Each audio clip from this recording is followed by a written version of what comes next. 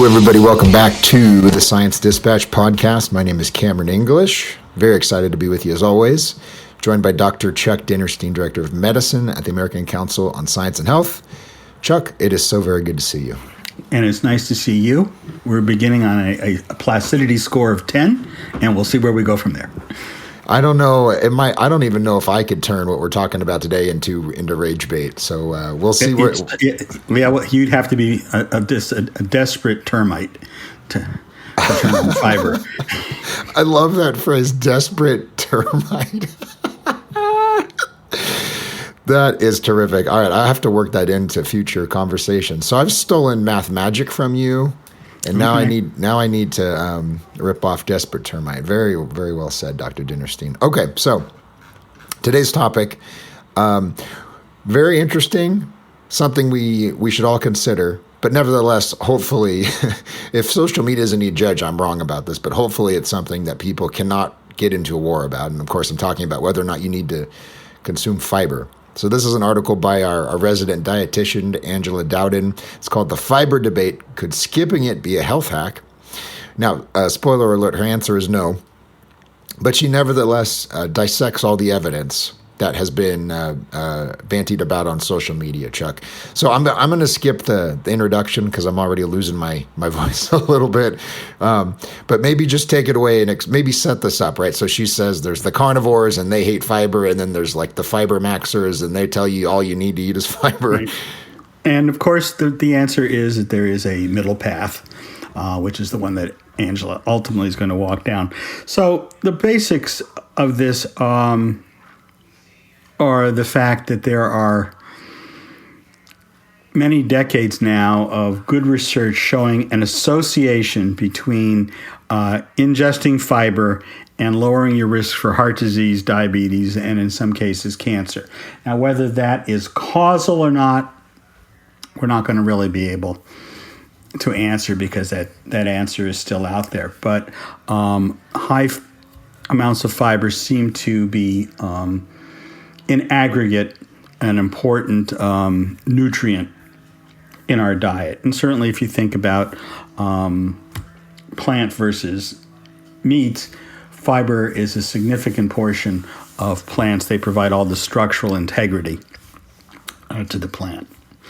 In any case, there are a group of people that do not do well with fiber. I think we all have had that experience.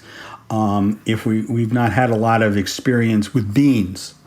Beans have fibers that are fermentable, meaning that once the microbiome gets hold of them, they turn them into things they can eat as well as gas, and that gas causes bloating and various other GI upsets. So, there's that whole mystical question about whether if you take your dried beans and soak them, should you then cook them in the same water you soak them in, or is there some magical chemical fart tone within it that you want to get rid of to cut down on that GI upset? But there's certainly a group of people that don't do well with fermentable fibers like that found in beans. And there's also some people that have underlying irritable bowel disease that have microbiomes that are certainly significantly shifted from that of the air quote norms, that may also have problems with fermentable fibers. And they speak out and say that these things should be avoided. On the other hand, as she points out, going fiber-free also changes your microbiome, and it switches it over to microbes that like to eat what's available, which is protein and fat. And a lot of the metabolic products that these bacteria create have been also linked with an increase of heart disease and cancer risks. So the bottom line of the story is not so much that you are what you eat, but what you eat becomes the food for your microbiome. And what the microbiome eats oftentimes will impact your health both physically and mentally. So let me play devil's advocate for a minute here, Chuck, just to make this more interesting. And here we go. Here's the setup, right? I'm ready. For the I'm rage getting bait. ready. So, to her credit, I think she paints the other side of the argument pretty fairly. But she says fiber skeptics often point to a lack of clear causal evidence, particularly the evidence or the absence of large-scale, long-term randomized controlled trials directly linking fiber intake to primary disease outcomes. And it's true, ethical and practical considerations mean RCTs demonstrating an impact on fiber on hard endpoints like colon cancer or mortality are scarce. Now she goes on to say there's shorter trials that do seem to show various benefits, and then the epidemiological evidence just by the weight of scale. There's just so many studies that you can pool and show an effect, and that seems to be the best evidence.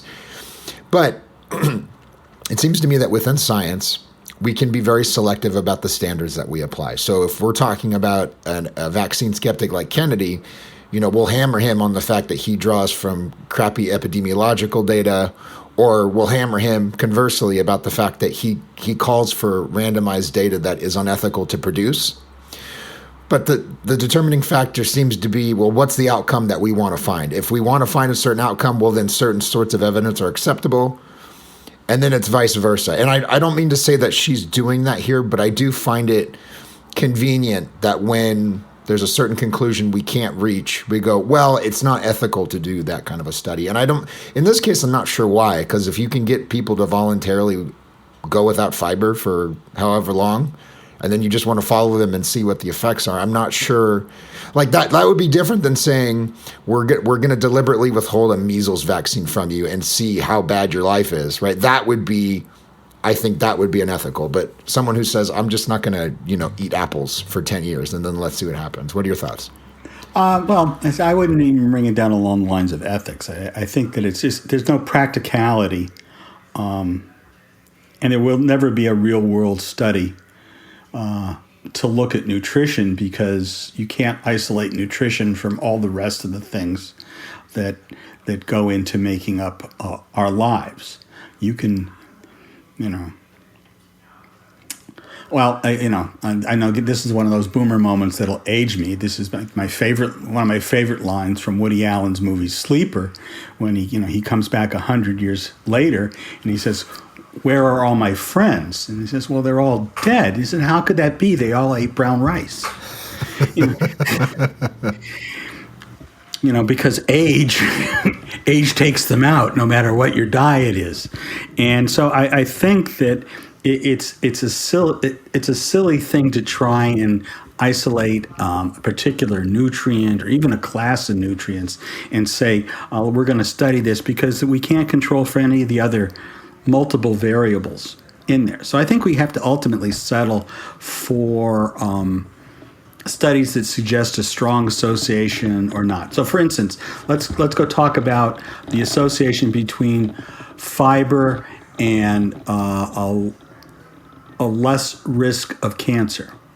Now, there can be an intermediary variable, and in fact, the one I'm going to suggest is obesity in there. We know that people that are overweight, for reasons that remain somewhat unclear, have a higher incidence of cancers. People that are on a high fiber diet oftentimes are going to be at weight or underweight simply from the fact that they're eating a diet that has a great deal of fiber in it, which means they're eating a lot of vegetables and they're not eating a lot of other high caloric density foods. So the mediation is, I'm eating fiber, my weight is more adjusted, therefore I have less cancer, when really really the association may be between obesity and cancer. And that's why I think that when I look at the nutritional articles, I look for some kind of a trend in there, and I look for some kind of association more than causality. And any time I find that it's a nutrient that I like or hate, I'm very happy with the results, as long as they align with my prior beliefs. Any kind of study that shows that ice cream is good, I'm 100% behind. And I personally get nearly all of my fiber from popcorn. Is there something wrong with that? I mean, like, popcorn's pretty good snack. And You can have a decent serving of it without, like it's not a bag of Skittles. The problem is I take the microwave bag and I just strap it right onto my face. It's like a horse getting its oats. You just try to just push it from the bottom. No, I just strap it in. I can just eat it well. Just tilt your head back and. Yes. So I think that factors into it. So the bottom line, I think, is that Angela makes a point that we often make: the dose makes the poison. And for individuals that are particularly sensitive to gastric upset because of the microbiome that they have living with them, or that they have some underlying mucosal or autoimmune problem, they're going to be a lot more sensitive to fiber, and that may be something that they want to cut back on. For other groups of people, fiber is fine, and it very well may give you some additional health benefits. Bottom line of the story. I want to read this exchange that I had on, I read on Twitter between two physicians. One of them is, sort of a low carb advocate, smart guy, works at a real university, like not one of these grifter types, but he's talking to a colorectal surgeon, and they're having this exchange over fiber. And this just sort of summarizes my shoulder shrug on this issue. But the first guy says, there's no randomized controlled evidence for this. And then the other guy comes back and he goes, yeah, point taken. He says we're treating this disease, meaning colon cancer is what he's talking about. We're treating this disease based on theories that haven't been proven. I'm not claiming anything. I was restating a theory that is likely but truly unknown. That's all we have. And so and I appreciate that honesty. He's like, yeah, you're right, but we're going on the best that we have. Right. But it's just a funny, and you're very measured here, and you're just saying, this is what we know, this is what we don't. I'll tell you what I think is best, and then do whatever you want, right? But the way that the argument is usually framed, and I think this is a problem in science communication more generally, is like, there's anti-science and there's pro-science, hallelujah, and then we fight, and then all the smart guys go, well, you're all stupid grifters. And then everyone else is like, am I really a grifter because I don't want to take Metamucil? No. The grifters are the guys that are helping super Metamucil. Oh, okay. That's the difference. I hear what you're saying, and I think for certain outcomes, especially short-term outcomes, working theories work better because you can compare what you did to the result. For something like the effect of fiber on your health span and lifespan, we got to be doing this for 30 years before we see the individual result. And between that and all the intervening variables, we're just never going to get a good handle on the correct diet. And if we were to believe precision medicine and our genetics, there's going to be a lot of the correct diets. Okay, so what the hell? Have an apple every once in a while, and you'll be all right. Yeah, right. Maybe I had pica as a child, which is eating non-food substances. My mother moved the crib away from the windowsill to find that a portion of the windowsill had been gnawed off. And by the way, pica is associated with other nutritional deficiencies. I guess in wood, I needed more fiber in my diet, even as a child. And so I would gnaw at the windowsill. Okay. It's a boomer anecdote I wanted to end with. So more whole grains, less windowsill. Eat an apple every once in a while. It's a substitute.